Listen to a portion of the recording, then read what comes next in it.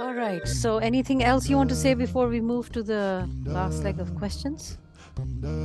I'm just really glad you're doing this series on fasting. It's so important, and I'm grateful to be a part of it. Thank you. All right. I have. Can you give me an example from your work or experience or outside the work how you do that?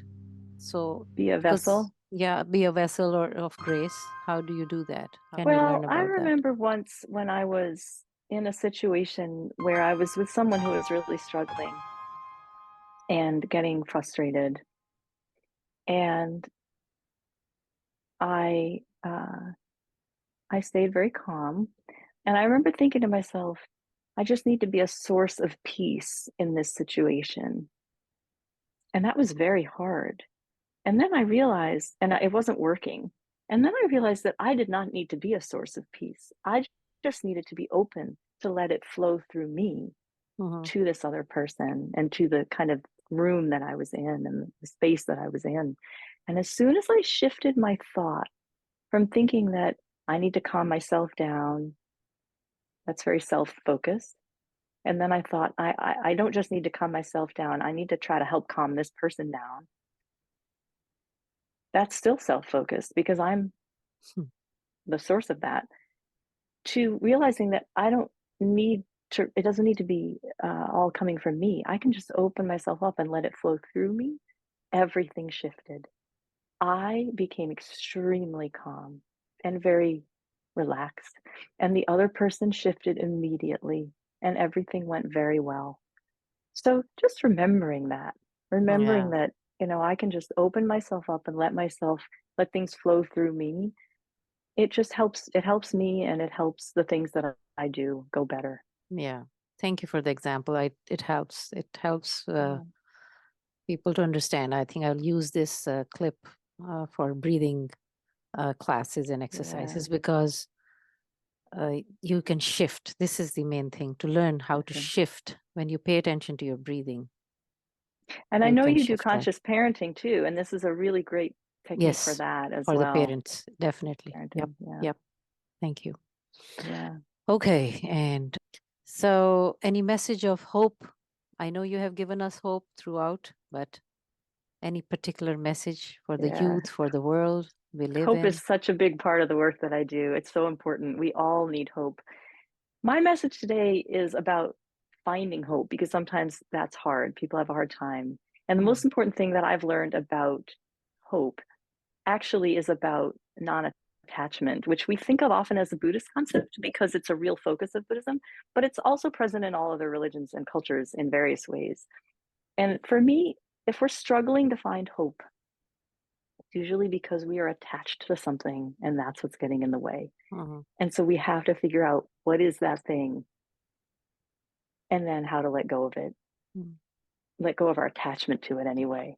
Are we able to do that? Are we willing to let go?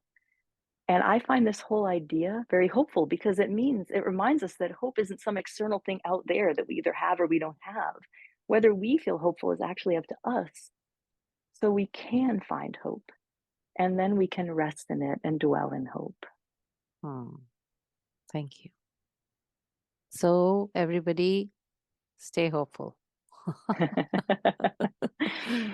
Or All if you right. if you're having a hard time, just realize that it's just help figure it out. Figure out what's in Mm, your way. What are you attached to? mm, Non-attachment's not easy. mm, It's simple, but that doesn't mean it's easy. mm. Yeah. So, we have to practice these Yeah. virtues or things that we talked about, basically. It doesn't come right away. Yeah, absolutely. It's Mm. like a muscle we build. Yes. Yeah. Because some people say, okay, it's easy for you to say. No, it is not easy for me to say because I had to practice it. I had to be conscious of it. Yeah. And that's when you do all the things we are talking about, how to be hopeful. Yes, it is very easy to be hopeless, but you have to give a Because here's the chance. thing, people get stuck in this idea that how can I have hope if I don't have this thing? Whatever the Mm, thing is different for everybody. yep. Maybe it's a marriage, maybe whatever it is. And what you have to realize, what you eventually can realize, is that there are plenty of people in the world who don't have that, Mm, who are hopeful. mm. So we get stuck in this idea that it's impossible to feel hope without this thing. Yeah. And that's our attachment. Yeah. And then we have to realize, well, am I able to let go? Doesn't mean I'm letting go of my marriage or whatever it is. It means I'm letting go of my attachment to it, which is a really different thing. And that Mm. is a tricky concept that a lot of people struggle with. So I don't mean to make it sound easy, but the point is simply the more that we are non-attached, then actually the easier it is to enjoy and embrace the things that we love So because we're here not clinging to them. right. So here I would like to connect and attach this thing that we are talking about, hope, with fasting. Yeah. Because isn't that what you're doing when you're abstaining from something? So you're kind of detaching it, and you are trying to be conscious of things that you, let's say, you talked about food, so you're trying to not eat those sweets, particularly, let's say, just an example, I don't know which sweet, Yeah. but let's say vanilla or chocolate ice cream that you really Hmm. love, and Hmm. you're not taking it for 40 days. You are learning to detach, abstain. And I think fasting is one of the ways to give hope to you that you will be able to eat it. You can, but don't be so attached. Yeah. That's perfect example. Because a Exactly. lot of times, if you approach fasting like I do with a sense of, I really want to stretch myself, I want to Mm, challenge myself. yeah. And I pick something that's hard, right? And And why do you pick that hard thing? Because you know that you can come back to it if you want to. Like if it's a bad yes, habit or a bad food that is not good for your health or for your life, then it is a good way to get rid of it, right? yeah, But absolutely. but if you have something that you really love, I don't know if you do you abstain from something which is good for you, like a nice good fruit, let's say raspberries. I love raspberries, so you don't want to eat those.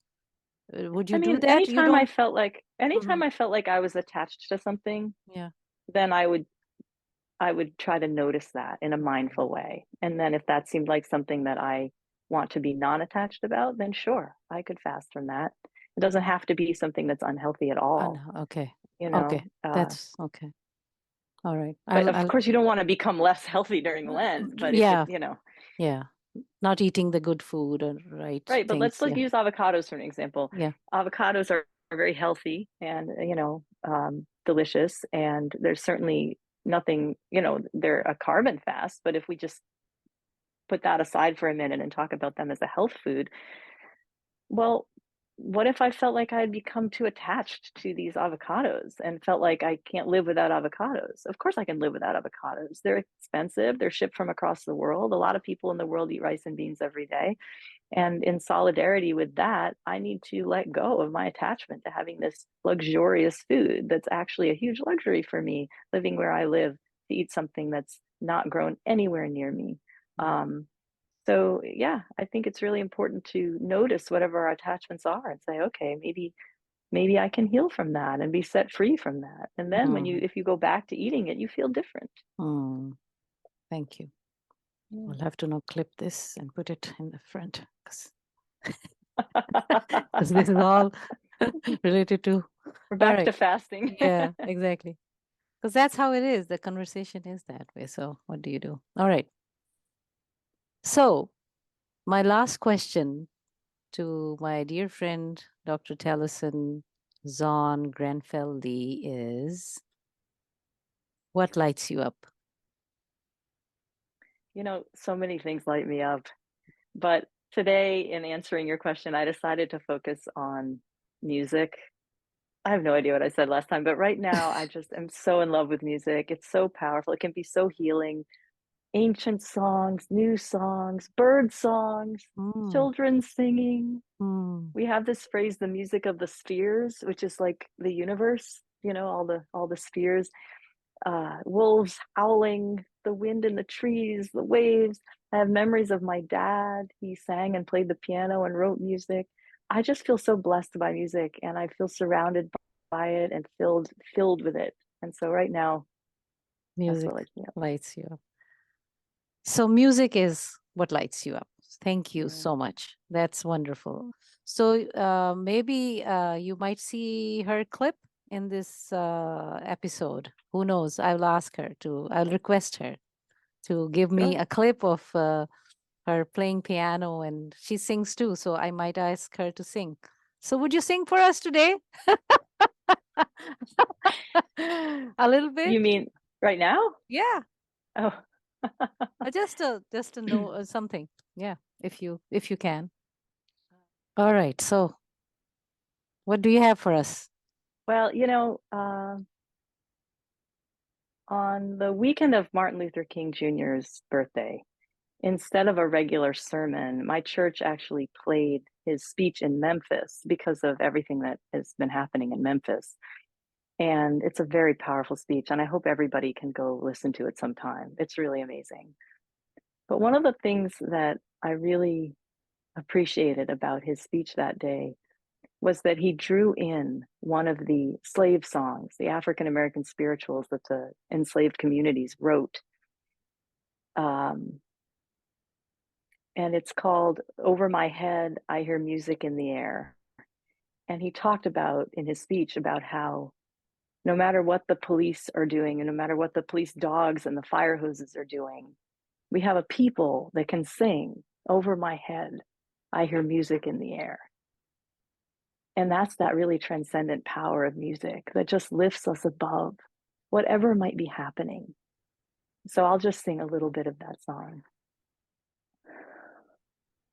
Over my head, I hear music in the air.